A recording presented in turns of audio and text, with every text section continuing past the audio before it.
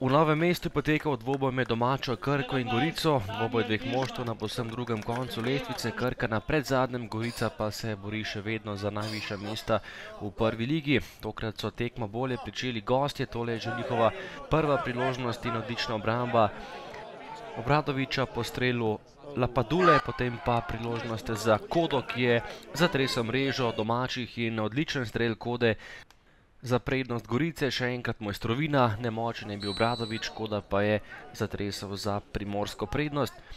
Prišla je tudi prva priložnost Krke, prosti strel z roba 16 metrov in izjemna obramba Kordaza, ki je tokrat žogo uspel izbiti čez gol.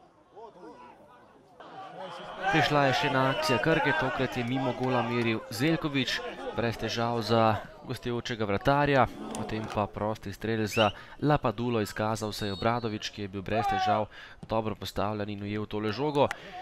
Potem pa prekinitev Krke, žoga pred vrata in na koncu zadetek za domače. Gol je bil razveljavljen zaradi nedovoljenega položaja. V počasnem posnetku se tega žal ne vidi najbolje, bila je gneča, a gol je bil tokrat vendarle razveljavljen. Ostalo je pri prednosti gostov. V zadnji minuti prvega dela pa še ena izjemna parada Kordaza, ki je imel očitno izjemno dober dan. Tokrat je obranil strel Danijela Dežmarja. V drugem delu je meril Ranič, za las zgrešil goriška vrata, potem pa še priložnost za Goričane. Meril je Jogan, na pravem mestu pa Obradovič, ki je tokrat rešil Novomeščane.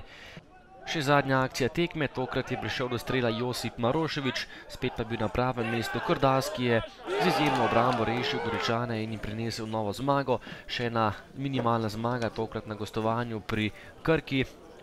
Gorica je s tole zmago skočila tik pod sam vrh lestvice.